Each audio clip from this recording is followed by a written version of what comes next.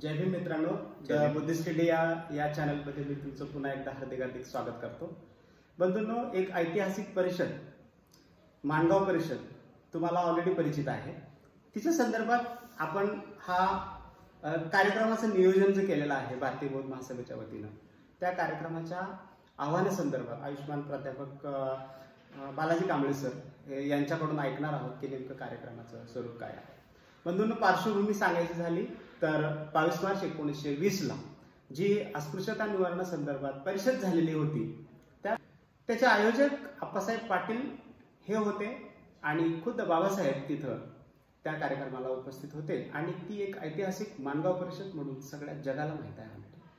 त्या परिषदेचा जो उद्देश होता की अस्पृश्यता निवारण करणे, आधुनिक बुद्ध डॉक्टर बाबासाहेब आंबेडकरांच्या मार्गदर्शनाखाली संबंध लाखो अनुयायी, बाबासाहेबांचे लाखो अनुयायी 14 ऑक्टोबर 1956 साली नागपूर येथे दीक्षाभूमी येथे धर्मांतरित झालेले आहे. त्याच परिवर्तनाचा एक भाग म्हणून माणगाव परिषदेच्या शतकोत्तर वर्षाच्या पूर्ती संदर्भात जी माणगाव परिषद घेतली जाणार आहे, तर ती आता अस्पृश्यता निवारणासाठी नव्हे, तर ती बौद्धांच्या प्रगतीसाठीची एक पुन्हा एकदा इतिहास घडवणारी एक परिषद घेतली जाणार आहे. बंधूंनो, आपल्या समोर आज आयुष्मान बालाजी कांबळे सर आहेत. Jai Bhim sir. Jai Bhim sir. Jai Bhim. The Buddhist India या चॅनलमध्ये मी तुमचं पुन्हा एकदा हार्दिक स्वागत करतो सर. धन्यवाद सर. संबंधित माणगाव परिषदेची आपण आमच्या प्रेक्षकांना थोडीशी माहिती द्यावी, मी तुम्हाला विनंती करतो. सर्वप्रथम सर, मी आपल्या द बुद्धिस्ट इंडिया या चॅनलचं मी या ठिकाणी मनापासून आभार व्यक्त करतो की त्यांनी आम्हाला ही संधी या ठिकाणी उपलब्ध करून दिलेली आहे. आणि तुम्हाला सर्वांना माहिती आहे की भारतीय बौद्ध महासभा ही सर्व भारतीयांची डॉक्टर बाबासाहेब आंबेडकर यांनी स्थापन केलेली मातृसत्ता संस्था आहे की जी परिषद 1920 मध्ये कोल्हापूर संस्थानचे राजे छत्रपती शाहू महाराज यांच्या अध्यक्षतेखाली बाबासाहेबांना, जिथे तुमचा दलितांचा हा नेता आहे, तिथे त्या ठिकाणी सर्वांना परिचय करून दिला. तर त्या माणगाव परिषदेचा आज पूर्ण 100 वर्ष होत आहेत. तत्कालीन अस्पृश्यता परिषद या नावाने ओळखली गेलेली ही परिषद आज सर्वसाधारणपणे बौद्धांनी घेतलेली म्हणजे बुद्धिस्ट सोसायटी ऑफ इंडिया या संस्थेच्या मार्फत आज ही आम्ही शतकोत्तर परिषद घेतोय आहे. याचा आम्हाला खूप या ठिकाणी अभिमान वाटतोय. कारण 1956 नंतर बाबासाहेबांनी आम्हाला जो बौद्ध धम्म दिला, ज्या 100 वर्षापूर्वी आम्ही अस्पृश्य या नावाने ही परिषद गाजलेली होती, आज ही परिषद ही शतकोत्तर माणगाव परिषद या नावानं आम्ही घेत आहोत. ही जी परिषद आहे, तत्कालीन आप्पासाहेब पाटील यांनी ही परिषद आयोजित केलेली होती, त्याचे संयोग ते होते. पण आज बाबासाहेबांनी स्थापन केलेली जी बुद्धिस्ट सोसायटी ऑफ इंडिया, भारतीय बौद्ध महासभा जी आहे, ही संस्था या ठिकाणी ह्या परिषदेचं आयोजन करत आहे. ही जी परिषद आहे ही कोल्हापूर जिल्ह्यातील माणगाव हे एक शहर आहे, एक गाव आहे, ज्या ठिकाणी 1920 ही परिषद झालेली होती. 20 मार्चला महाडच्या 14 तळ्याच्या नंतरचा बाबासाहेबांचा हा प्रोग्राम होता. आमची ही जी परिषद आहे तर 22 मार्चलाच आहे. त्या परिषदेला आता आम्ही शतकोत्तर माणगाव परिषद हे आम्ही नाव दिलेलं आहे. त्याचं स्थळ हे कोल्हापूर जिल्ह्यातील माणगाव या ठिकाणी 22 मार्च 2023 रोजी आहे.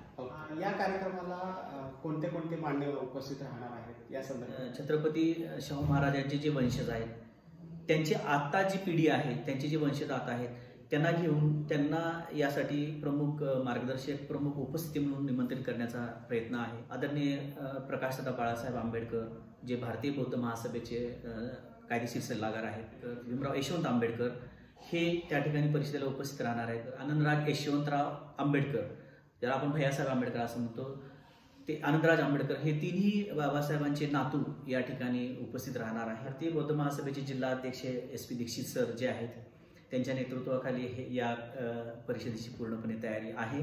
धन्यवाद सर. द बुद्धिस्ट इंडिया या YouTube चॅनलच्या माध्यमातून सुद्धा खूप खूप सदिच्छा व्यक्त करतो, मंगल कामना व्यक्त करतो. आयुष्मान बालाजी कांबळे सर भारतीय बौद्ध महासभेचे कोल्हापूर जिल्हा संघटक, त्याचप्रमाणे बौद्ध संघर्ष समितीचे कोल्हापूर जिल्हा संघटक सुद्धा कार्यरत आहेत. त्या अर्थाने बौद्ध संघर्ष समितीतर्फे सुद्धा या माणगाव परिषदेला मी मंगल कामना व्यक्त करतो. सर, आपण या YouTube चॅनलवरती संबंधित परिषदेसंदर्भात लोकांना आवाहन करण्यासाठी इथं आला, त्याबद्दल मी तुमचे धन्यवाद व्यक्त करतो. आणि जे मार्गदर्शक आहेत आदरणीय म्हणजे मित्र पवन गायकवाड सर, यांचाही मी या ठिकाणी आभार मानतो. आणि आमच्या भारतीय बौद्ध महासभेच्या सर्व जिल्हा समितीच्या वतीने, जिल्हा कमिटीच्या वतीने सरांचं मी मनापासून आभार व्यक्त करतो आणि त्यांच्या या चॅनलला आमच्या भारतीय बौद्ध महासभेच्या वतीने मी खूप खूप शुभेच्छा देतो आणि तुम्हा सर्व बौद्ध बंधू भगिनींना अशी विनंती करतो की 22 मार्च 2023 या दिवशी आपण कोल्हापूर जिल्ह्यातील माणगाव या ठिकाणी या परिषदेसाठी उपस्थित राहाल अशी आपल्याकडनं अपेक्षा व्यक्त करतो. जय भीम, नमो बुद्धाय. Jai Bhim sir. Thank you. The Buddhist India या यूट्यूब चॅनलच्या खाली सबस्क्राईब नावाचं बटन दिसतं, त्याला कृपा करून प्रेस करा. बेल आयकॉन देखील ऑलला क्लिक करून ठेवा, जेणेकरून द बुद्धिस्ट इंडिया या चॅनलवरती प्रकाशित होणारे नवीन नवीन व्हिडिओज तुम्हाला नोटिफिकेशनच्या माध्यमातून दिसायला मिळतील.